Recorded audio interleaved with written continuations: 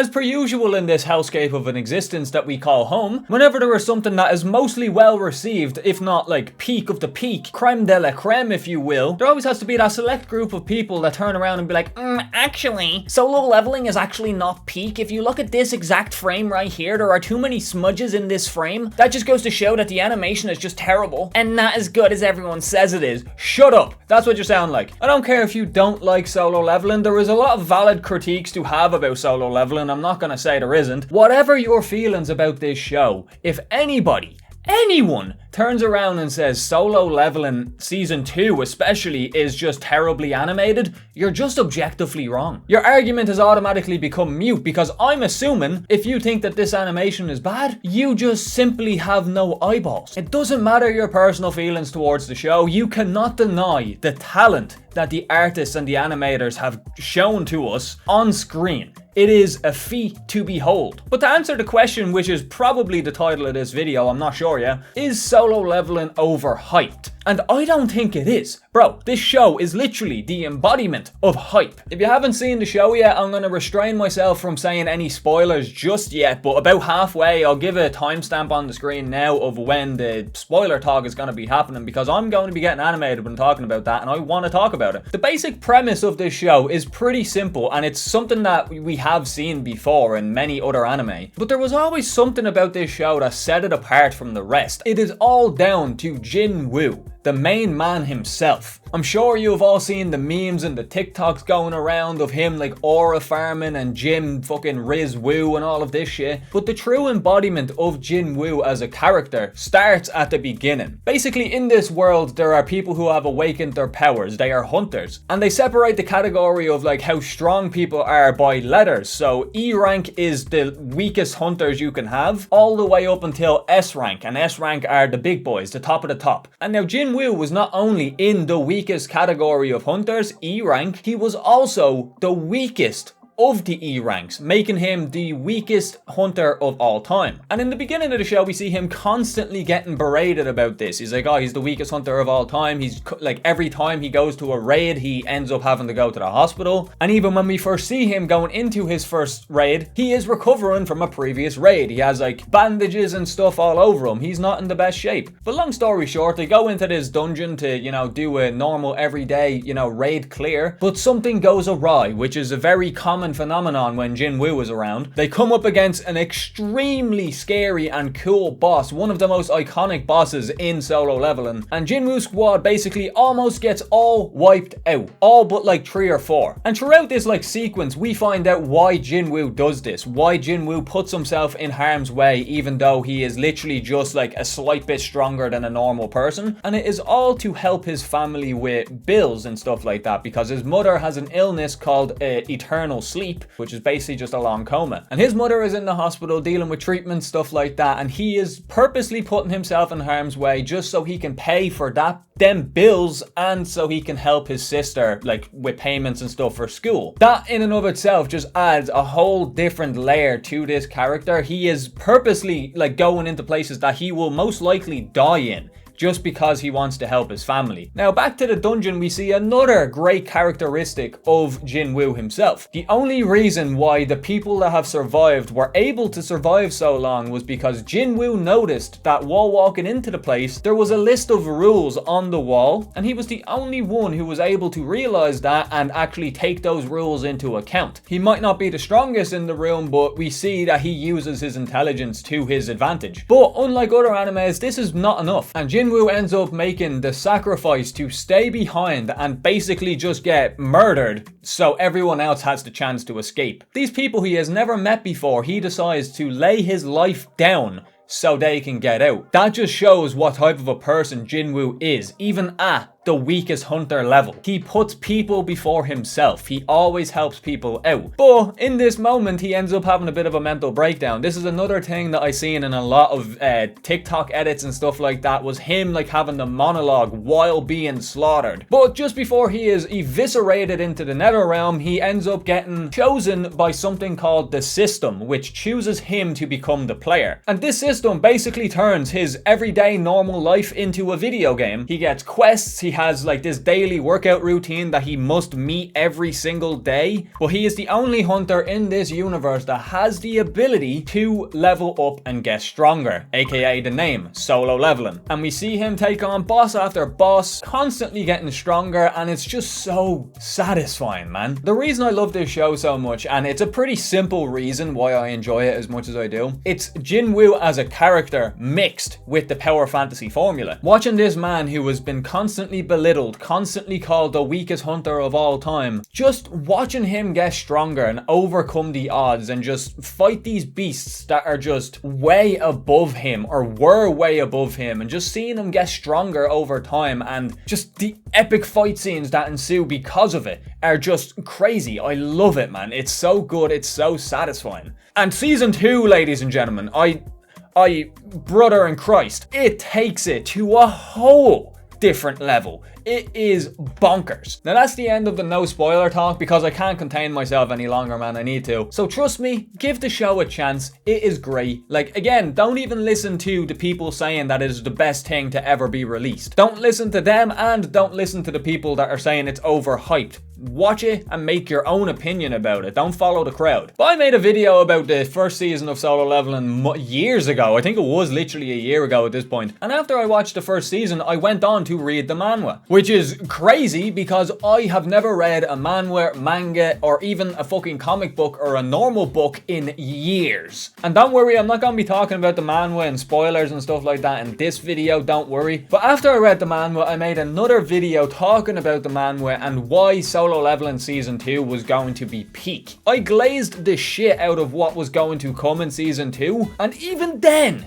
I feel like I undersold it. It went so far beyond my expectations, man. Even though I knew, that's what I don't understand. I knew everything that was going to happen in this season, yet it still felt like I was watching it for the first time, or finding out stuff for the first time. Watching the incredible animation, the way they animated the show, hearing the voice acting on top of it, and the score as well, who was made from, I don't know how to pronounce his name, but he's the composer or director of composing or whatever, from Attack on Titan. With all of that combined, it blew my expectations out of the water. It just felt like an entirely different experience from reading it. Like, even from the start, something that I didn't even have like too many fond memories of from the manhwa, which was the Red Gate incident. I completely forgot how hard that like arc went. It just didn't hit the same when I was reading it.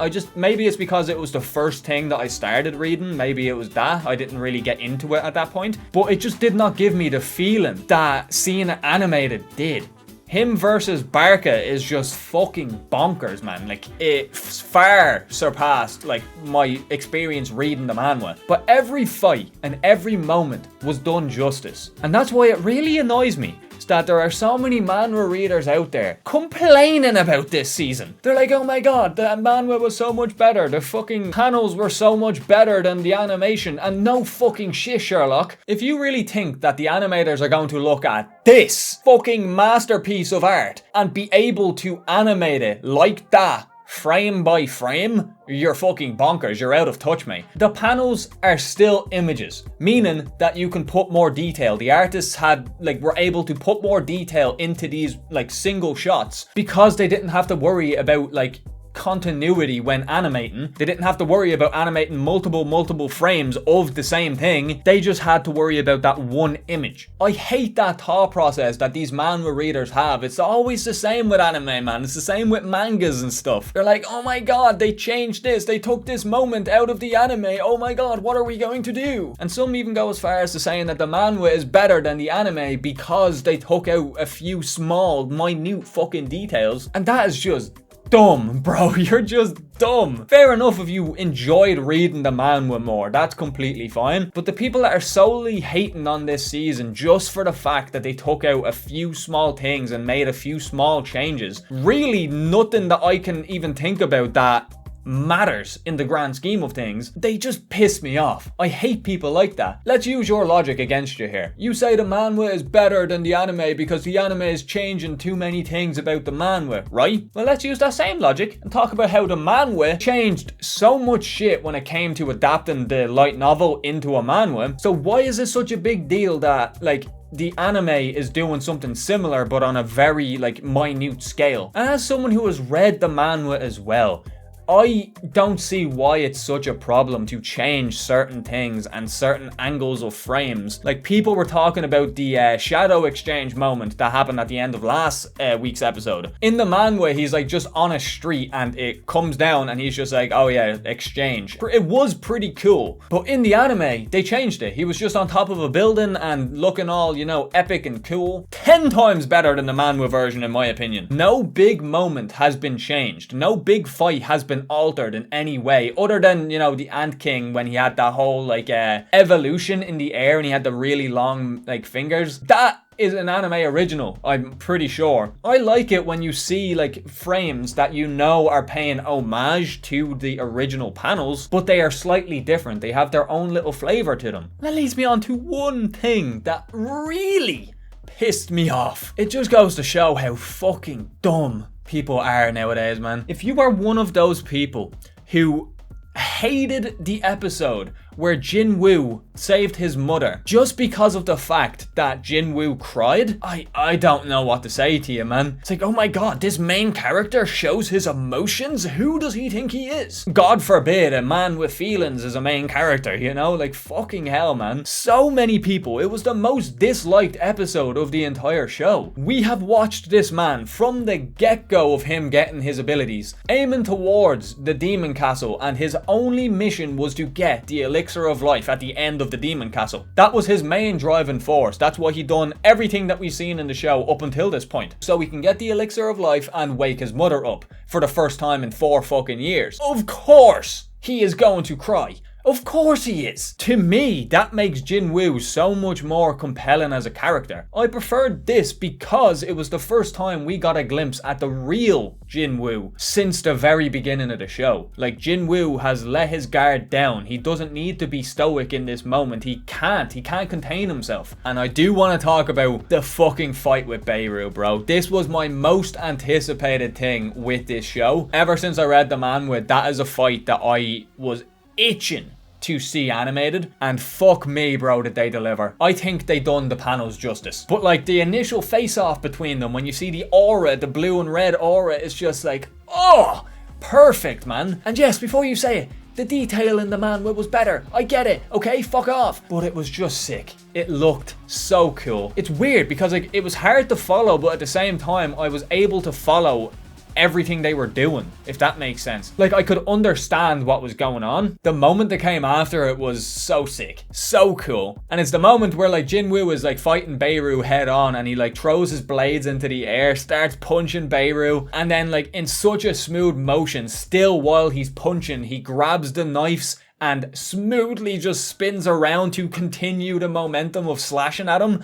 Mate, shit like that is what makes me hyped about this show. And like, there was shit that I didn't even remember from the manhwa with the Beirut fight, which was like Beirut being afraid. I forgot Beirut was afraid at the end. And like, he tries to escape, but Jinwoo just like runs up like the tunnel of the volcano, goes up and starts spinning down to fucking like smack Beirut back down to the ground. Oh my god. I creamed myself, brother. My jocks had never been so sticky in my life. I love this show. I love it with a passion. Yeah, it is a lot of fight. It's just mainly action. For now, anyway. But that's what this show is. It's an action anime, like power fantasy action anime. It has set a new standard for every other action anime that's gonna come after it. And also, whoever made them rumors of like the double episode coming out in the same day, like the Beirut fight and then the last episode coming out the same day, I fucking hate you with a passion, man. You got my hopes up too much. But anyway, folks, let me know what you guys think about Solo Leveling as a whole. That's gonna be it from me. I hope you enjoyed. If you like my face and you want to see more, make sure to subscribe and click on one of the 2 videos at the end. With that said, it's been EXO, and I'll talk to you all later.